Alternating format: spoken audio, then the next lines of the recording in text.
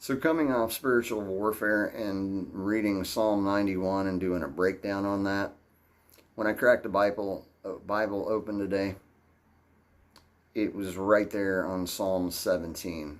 And as I began to read through it, it spoke to me. And it just felt as though I should share this next. So we'll do a breakdown. It says Psalm 17 is a prayer of David expressing his plea for God's protection and vindication against his enemies. It reflects David's confidence in his righteousness and his belief that God will ultimately uphold justice. The psalm also contrasts David's hope in future reward with the wicked's focus on earthly possessions. And it says key themes: the plea for justice and protection.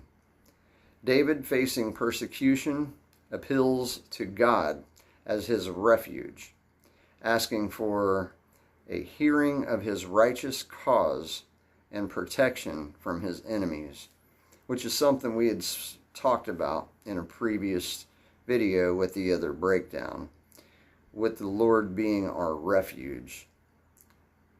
It is our safe place. It's our place of comfort within the Lord to share, to speak with. It's where we find intimacy with Christ. It says, declaration of innocence. David asserts his uprightness, claiming his heart, words, and actions are without fault, and that he has followed God's ways. And then the contrast between the righteous and the wicked. The psalm highlights the difference between David's focus on a future with God and the wicked's focus on earthly wealth and satisfaction. That's a tricky one, right?